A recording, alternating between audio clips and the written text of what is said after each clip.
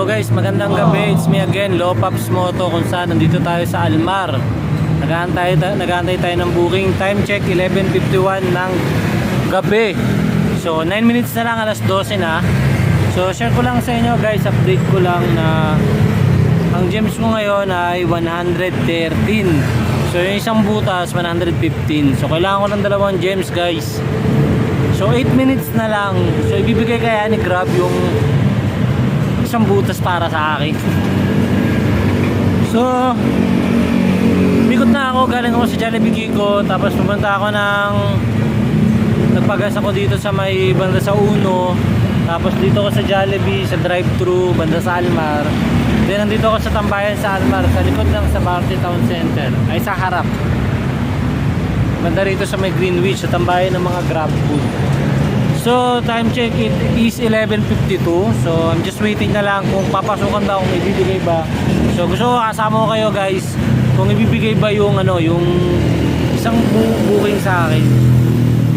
Siguro guys nagtataka kayo bakit ako nandito sa may Almar. Kasi nga nandun ako sa Jollibee Kiko kanina. So wala masyadong booking, tapos napakaraming rider. So ayan, diagnostic na ako. Pinakita ko na sa inyo mag-diagnostic para mas lalo pa tayong pasukan. Diagnostic natin guys para mas lalo tayong pasukan ng booking. So 11:53 na, 7 minutes na lang, sana pasukan tayo guys. Yun, so kwento ko lang sa inyo guys, bakit ako nandito sa Almar. Tapos ako lang mag-isa. Kanina may dalawang rider, malis na din sila kasi walang booking. Siguro may ikot-ikot sila. Pero galing ako kanina sa Jollibee Kiko, so maraming mga tambay doon. So tumambay ako doon mga mag-alas 10, tapos pumalo ng mga alas 11, wala akong booking. So yun, tumal. So ubos oras talaga. So maraming tambay doon, maraming high demand doon, mga bago, tapos marami ding bike. So pinapasukan yung mga bike, pinapasukan yung mga pa isa-isa lang, pero ako never ako pinasukan. Since alas 10 hanggang 11, pas 11, kaya sa nag-decide ako na pumunta ng Uno para magpagas. Tapos dito ako ngayon sa may Almar. So dito ako kasi wala akong masyadong kakompetensya, wala akong masyadong kakompetensya sa booking. Kasi mag-isa lang ako dito sa bayan sa Almar. So yung merchant na inaasahan ko dito, magbibigay sa akin ng booking, itong KFC dyan sa right side ko, tsaka yung Pizza Hut. So meron din namang McDonald's drive-thru doon, pero may mga tambay doon. Pero mas malapit ako dito sa may Pizza Hut, tsaka sa may KFC. So open pa naman siya. So mag-alas 12 yung Pizza Hut, boss pa talaga siya.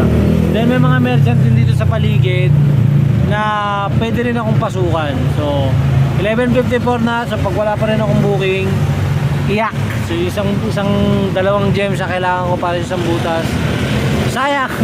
Anyways guys, kung napapansin nyo, hindi naman ako talaga sagad kasi umuwi ako. Bumiyay ako ng alas 10, tapos umuwi kasi nag-aatid din ako ng estudyante ko. Since today is Friday, June 19. So tomorrow is June 20, Saturday. Sunday is June 21, Father's Day. So yun, gusto ko lang batiin lahat ng Happy Father's Day sa mga haligi ng tahanan na nagsasakripisyo at talaga namang binibigay yung kanilang oras, pagod at pangarap nila para sa kanilang mga pamilya. Yan, so kahit sino ka man o kahit nasaan ka man, Happy Father's Day sa'yo. Yan, sa akin din, Happy Father's Day to myself. So time check is 11:55, 5 minutes na lang. So wala pa akong biyahe. So yun guys, wait lang din kayo sa channel natin. Wala tayong masyadong upload sa YouTube channel natin kasi just want to improve my editing. And talagang pinag-aaralan ko pa yung mga editing. Hopefully makabalik ako. And naging busy tayo kasi school, tapos meron akong baby na mag-8 months. Then may calling tayo sa church. So talaga namang naging busy tayo sa mga bagay-bagay. Pero hindi yun para magrason. So meron ako mga utang sa inyo na mga video na dapat ay yun, nag-upload tayo ng mga update natin. So So sino ba may pakihuyo? But hopefully na mayroon tayong mga na mga natutulungan o na-inspired o bibigyan ng konting idea about sa pag-grab bilang isang grab food rider.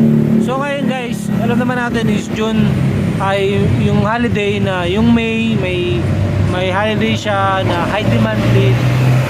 Tapos ngayong June 21, holiday din sa Father's Day, tambakang booking yan. Kaya nag-hire talaga si Grab ng mga grab food ng mga bago. And ang kagandahan pa sa system, kagandahan sa mga bago, sila yung priority sa booking. Na kahit yung mga yung mga matatagal na, hindi sila priority. Ang priority talaga yung mga bago, yung mga high demand fleet, yung kanilang apps. So dahil doon, naapektuhan talaga yung yung kita namin bilang mga grab food rider.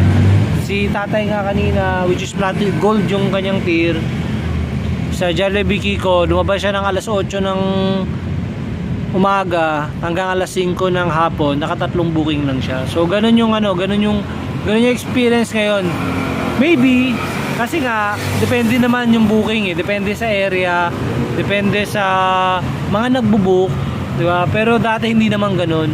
So siguro ngayon June, since pasukan, talagang nag-ipit ng sinturon yung mga customer. Pero talagang iba-iba talaga ngayon. Siguro kung bababa sa mga malalayong mga lugar, like sa mga talagang malalakas sa booking, mga hot area talaga yung booking, like Mandaluyong, Makati, Manila, Pasay o Quezon City, siguro nandun yung mga booking. Pero dito sa Caloocan North, mas marami yung rider kaysa sa mga nagbo-book. Kaya challenge talaga sa amin bilang mga grab food rider na matatagal na, talagang nanibago kami sa booking ngayon, sa kitaan ngayon. So laban lang mga paps, since ngayon ay June, meron pa tayong July and August, nagulan na yan. Yeah, so laban tayo dyan sa ulan. And pagpatak ng Burman, September, hopefully magbalik na yung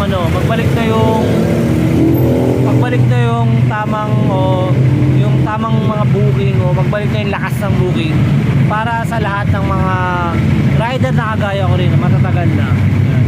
And syempre yung mga high demand fleet ay natapos na sila, then maging normal na ulit yung booking.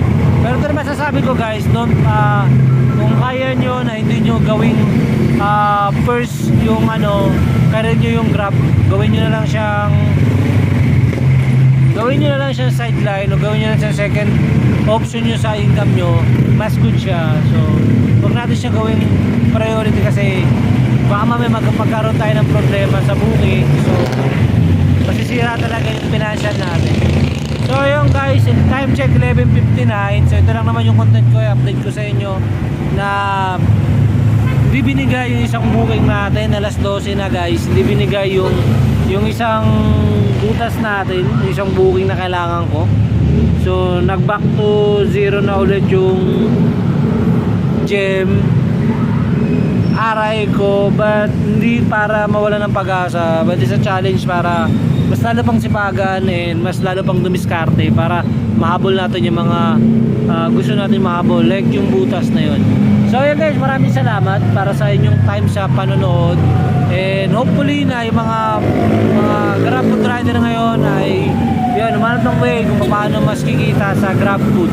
Yan, so kung wala sa area na to, wag magpangapante, mag-top up. May top up ako guys then umikot-ikot kaya nang ginagawa ko. So pumunta ako ng Bicas, doon ako mag-aantay ng booking. Sana ay goods yung booking natin, ay pagpupunta natin doon. Muli, this is Love Pops. Maraming salamat sa pag-watch nyo sa video natin. Kung meron kayong mga tanong, ideas, content, please comment below sa baba. Muli, this is Love Pops. Sasabi na it doesn't matter how slow you go as long as you don't stop. Alright, so maraming salamat. Peace. Bye-bye. Nasukan tayo 12:26 sa Jollibee Bicas. Sayang yung isang butas.